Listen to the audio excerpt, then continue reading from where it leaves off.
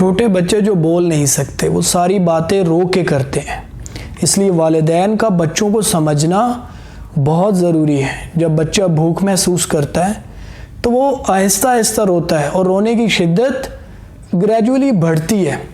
جب بچہ درد میں چلاتا ہے تو بچہ بلند اور یکساں آواز میں مسلسل روتا ہے۔ البتہ اگر بچہ بہت بیمار ہے تو اس کی آواز دھیمی رہتی ہے۔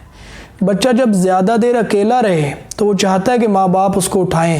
ایسے موقع پر وہ 5 سے 6 سیکنڈ روئے گا، پھر 15 سے 20 سیکنڈ کے لیے چپ کر کے انتظار کرے گا، اور اگر والدین قریب نہیں جائیں گے، مسلسل نظر انداز ہوگا تو پھر وہ لگاتار رونا شروع کر دے گا۔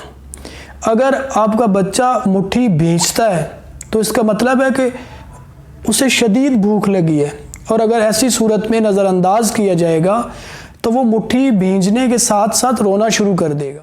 اگر 2 ماہ سے چھوٹا بچہ کھانے کے فوراً بعد اپنی کمر اٹھاتا ہے تو اس کا مطلب ہے کہ اس کا پیٹ بھر چکا ہے، لیکن اگر 2 ماہ سے بڑا بچہ اپنی کمر کمان کی طرح بستر سے اٹھائے تو اس کا مطلب ہے کہ وہ تھکا ہوا ہے یا شدید بور ہو رہا ہے۔